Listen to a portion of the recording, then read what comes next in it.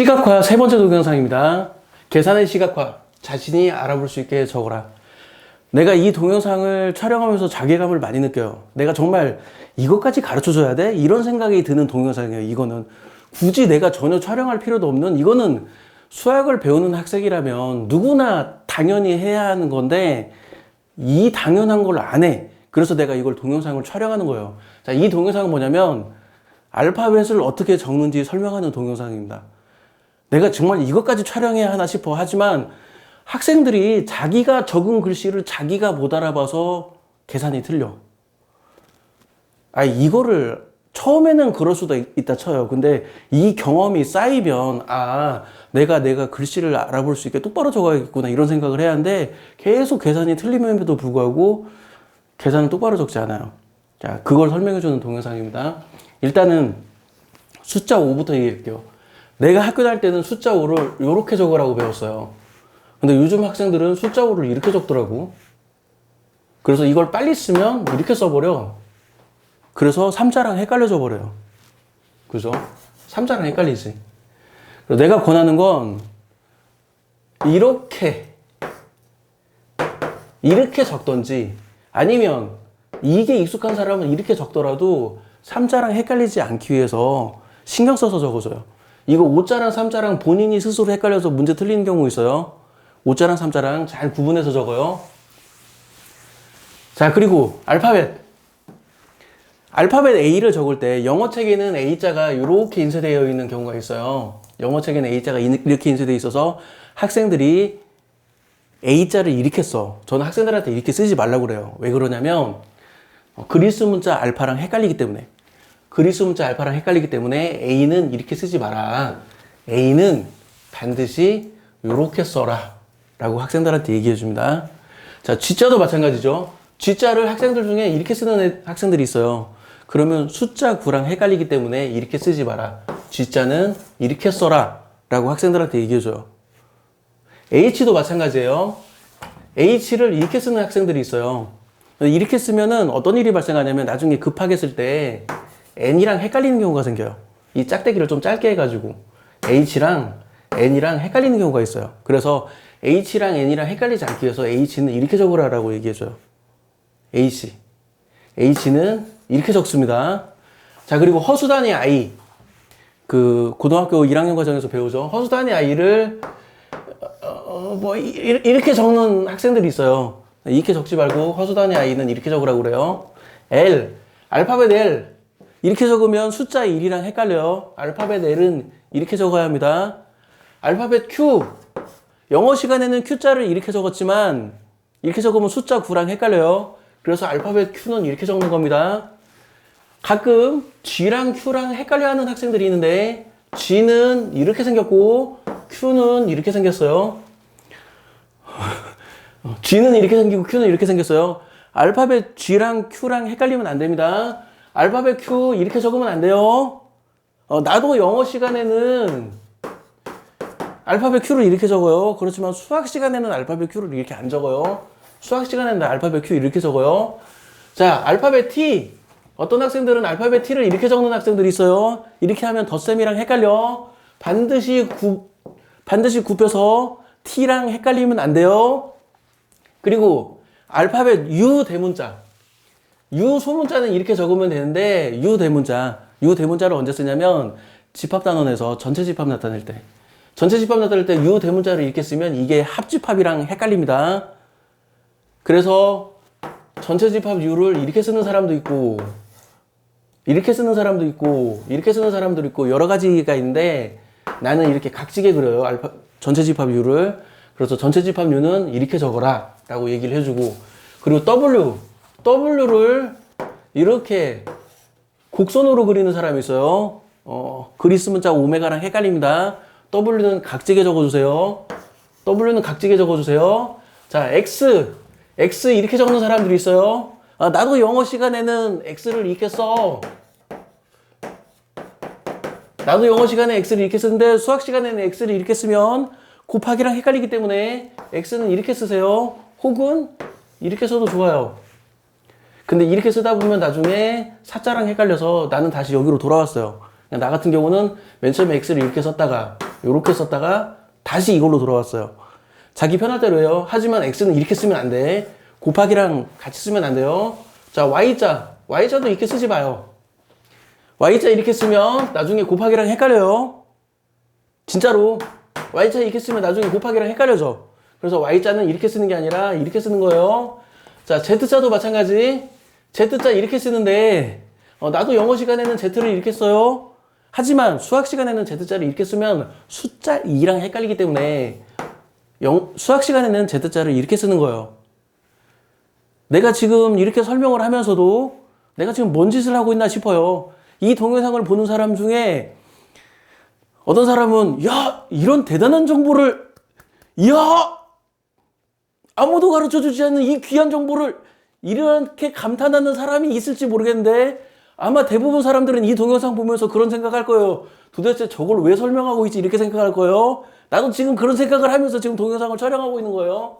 근데 왜 내가 이걸 가르쳐 주냐면 학생들이 이렇게 안 해. 그리고서 자기가 쓴 글씨를 자기가 못 알아봐. 그래서 계산이 틀려. 그래서 문제를 틀려. 아니 이거를 몇 번 경험하다 보면 아, 내가 쓰는 방식을 바꿔야겠구나 이런 생각을 할 만한데 아무도 그런 생각을 안 해. 그래서 내가 학생들한테 얘기를 해주는 거예요. 자, 그리스 문자 알파는 이 x를 붙여서 쓴다고 생각하세요. 이렇게 x를 붙여 쓴다고 생각하세요. 그리고 끝을 이렇게 굽히면 돼. 이게 알파 쓰는 방법입니다. 알파 쓰는 방법. 자, 베타. 어떤 사람은 이렇게 두 번에 걸쳐서 베타를 쓰는 사람이 있어요. 나 이렇게 쓰지 말라고 그래요. 왜 그러냐면 이거는 13이랑 헷갈리니까. 나 베타 이렇게 쓰지 말라고 그래요. 베타는 이렇게 쓰라고 합니다. 베타. 감마. 많은 사람들이 감마를 쓸 때 이렇게 써요. 이렇게 쓰지 말라고 그래요. 왜 그러냐면 알자랑 헷갈려. 감마는 반대로 씁니다. 이렇게 반대로 쓰는 거예요. 감마 반대로 써야 글자가 예뻐져요. 이렇게 쓰면 알자랑 헷갈려요. 반대로 써야 글자가 예쁘게 써져요. 감마는 반대로 씁니다. 그리고 세타는 비유로 말하면 우리 지읒을 때 지읒을 이렇게 쓰기도 하고 이렇게 쓰기도 하고 이렇게 쓰기도 하잖아요. 어떻게 써도 우리는 다 알아듣죠. 마찬가지로 세타도 이렇게 쓰기도 하고 이렇게 쓰기도 해요. 이 세타는 다 같은 세타예요. 편할 대로 쓰세요. 이렇게 써도 좋고 이렇게 써도 좋고 세타를 이렇게 써도 좋고 이렇게 써도 좋고 편할 대로 하세요. 나도 그냥 내 맘대로 해요. 어떤 때는 이렇게 쓰기도 하고 어떤 때는 이렇게 쓰기도 하고 편할 대로 써요. 자, 람다. 어떤 사람들이 이렇게 쓰는데 이렇게 쓰면 나중에 이렇게 뜨거나 뭐 이렇게 교차돼. 그러면 글자가 이상해져요. 그래서 람다는 2획부터 쓰는 거예요. 람다. 이렇게. 람다는 2획부터 씁니다. 이거부터 쓰고 이거 나중에 써요. 이렇게 해야 람다 글자가 예뻐져요. 람다. 자, 그 다음에 시그마 소문자. 시그마. 어떤 사람은 시그마를 이렇게 쓰는데 이렇게 쓰면 나중에 이제 육자랑 헷갈려요. 시그마 이렇게 쓰다 보면 나중에 육자랑 헷갈려. 시그마는 이렇게 쓰는 겁니다. 이렇게 쓰는 거예요. 시그마 이렇게 쓰는 거예요. 자, 파이도 마찬가지로 2파이나 2파이나 같은 글자예요. 이렇게 그리고 요렇게 같은 글자예요. 2파이나 2파이나 같은 글자고 약간 쓸데없는 얘기를 하면 공집합이랑은 기호가 다릅니다. 공집합은 이렇게 생겼어요. 공집합 파이. 공집합이랑 기호가 달라요. 파이는 이렇게 동그라미가 작고 공집합은 이렇게 동그라미가 커요.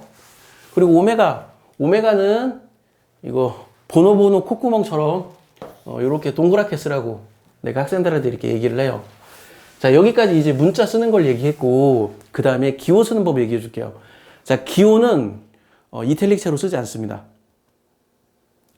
로만체로 써요. 똑바로 세워서 써요. 리미트, 어떤 사람들은 리미트 이렇게 쓰는 사람이 있는데 리미트는 이렇게 쓰는 게 아니고 리미트 이렇게 써요. 나중에는 알파벳을 적을 때 글꼴, 폰트에 따라서도 의미가 달라져요.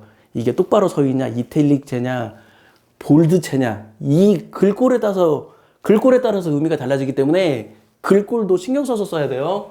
리미트 이렇게 씁니다. 이렇게 안 써요.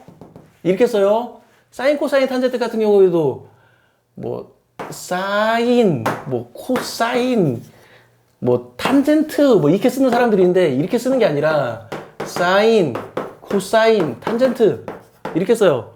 이런 기호는 똑바로 세워서 씁니다. 필기체 쓰지 않아요. 이탈릭체 안 써요. 똑바로 세워서 써요. 똑바로 세워서 써요. 리미트, 사인, 코사인, 탄젠트 같은 거 똑바로 세워서 씁니다. 그리고 로그. 사선 노트라고 생각하세요. 사선 노트. 사선 노트. 로그 A를 밑으로 하는 B. 이렇게 쓰세요. 마음속으로 이렇게 가로선을 정하고 A를 밑으로 하는 B. 이렇게 쓰세요. 만약에 이렇게 안 하고 이렇게 쓰면 나중에 이제 로그 A 곱하기 B인지 막 헷갈려요. 그러니까 마음속으로 가로선 긋고 밑은 밑에다가 진수는 이 위치에다가 적어주세요. 그리고 로그도 역시 이렇게 로그 이렇게 쓰는 사람들인데 이렇게 쓰는 거 아니에요. 로그 이렇게 쓰는 거예요. 그리고 이것도 마찬가지. 이렇게 쓰는 거 아니에요. 이렇게 쓰는 거예요. 자, 그리고 제발 부탁인데 이건 수학을 가르치는 사람한테 부탁하는 건데 제발 이걸 ln이라고 읽지 맙시다. 나 이걸 왜 ln이라고 읽는지 모르겠어. ln이라고 읽지 마요. ln이라고 읽지 말라고 그러면 나한테 되물어. 왜 ln이라고 읽으면 안 돼요? 라고 되물어요. 그럼 내가 이렇게 대답해요. 이거를 사인이라고 읽지 sin이라고 읽나요? 이걸 코사인이라고 읽지 cos라고 읽나요? 이걸 탄젠트라고 읽지 tan이라고 읽나요? 이걸 리미트라고 읽지 lim이라고 읽나요? 이걸 로그라고 읽지 log라고 읽나요? 근데 왜 이거는 ln이라고 읽는데? 내가 수학을 가르치는 사람한테 제발 부탁드립니다. 이거 ln이라고 읽지 말아주세요. ln이 아니라 자연 로그예요. 자연 로그. 자연 로그. 자연 로그. 자연 로그라고 발음하는 게 너무 싫으면 그냥 로그라고 읽으세요. 왜 그러냐면 자연 로그를 배울 때쯤 되면 더 이상 상용 로그는 안 나와. 그냥 로그만 나와요. 그냥 로그만. 그러니까 자연 로그 배울 때쯤이면 로그는 그냥 무조건 자연 로그야. 상용 로그 더 이상 안 다뤄. 그러니까 자연 로그라고 읽기 귀찮으면 그냥 로그라고 읽으세요. 자연 로그라고 읽어야 합니다. 아니면 그냥 로그, ln이라고 읽지 말아주세요. 자, 자신이 알아볼 수 있게 적어라. 자기가 적은 글자를 자기가 못 알아보면 좀 자기 반성을 해서 내가 내 쓴 글자를 내가 못 알아보니까 내가 적는 방식을 좀 바꿔야겠구나. 이런 생각을 할 만한데 아무도 이런 생각을 안 하나 봐요. 아니, 자신이 알아볼 수 있게 적어야 하잖아. 자신이 알아보지 못하는데 어떻게 풀이를 자기가 알아보냐고. 나는 내 스스로 나는 명필이라고 생각하잖아요. 나는 악필이라고 생각해요. 그래서 나는 글자를 예쁘게 못 써. 그래서 나는 학생들한테 글자를 예쁘게 쓰라고 말하진 않아요. 그렇지만 악필이다 하더라도 알아볼 수 있게는 써야지. 알아볼 수 있게는 써야지. 가독성이 높아지게는 써야지. 가독성이 높은 글자를 써야죠. 이게 시각화냐? 눈에 잘 보이게 만들어야지. 근데 왜 눈에 안 보이게 만드냐고. 그래서 왜 계산이 틀리냐고. 근데 그렇게 해서 본인이 뭔가 실수를 했으면 자기 반성을 해야 하는데 그냥 계속 똑같이 실수해서 똑같이 틀려. 변함이 없어. 자, 부탁합니다. 학생 여러분. 제발 이 알파벳 적을 때, 숫자 적을 때, 영어 알파벳, 로마자 알파벳, 그리스 문자 알파벳 적을 때, 숫자 적을 때, 그리고 기호 적을 때, 리미트, 사인, 코사인, 탄젠트 이런 기호 적을 때, 로그, 제발 알아볼 수 있게 적읍시다. 제발 알아볼 수 있게 적읍시다. 왜 알아볼 수 없게 적나요? 알아볼 수 있게 적읍시다. 마칠게요.